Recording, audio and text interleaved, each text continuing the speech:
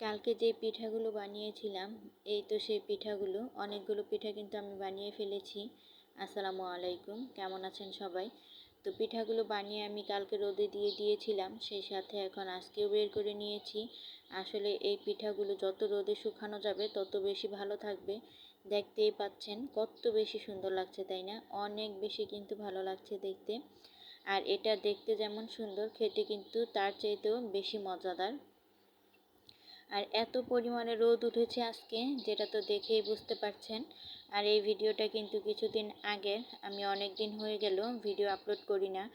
আসলে দুইটা বাচ্চা কাচ্চা নিয়ে ঘরটা সামলে আবার ভিডিও কাজটা একেবারেই সামলাতে পারি না। সেজন্য হচ্ছে খুব ভালো করে ভিডিওটাও করা হচ্ছে না রেগুলার। জানি না কি হবে এরপরে, তবে চেষ্টা করব যাতে আমি রেগুলার ভিডিও আপলোড করতে পারি। আচ্ছা, যারা আমার ভিডিওটা এই পর্যন্ত দেখেছেন, যদি একটু হলেও ভালো লেগে থাকে, চাইলে কিন্তু আমার ভিডিওটিতে একটি লাইক করে যেতে পারেন। আর যদি খুব বেশি ভালো লেগে যায়, তাহলে কিন্তু আমার চ্যানেলটিকে সাবস্ক্রাইব করে আমার চ্যানেলের পাশেই থেকে যেতে পারেন।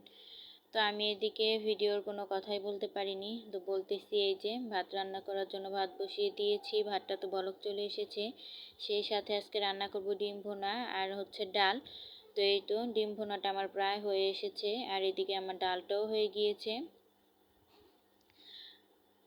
দেখেন ডালটা কিন্তু ফুটে এসেছে। আমি এটাকে খুব ভালো করে ঘুটুনি দিয়ে ঘুটে দেব।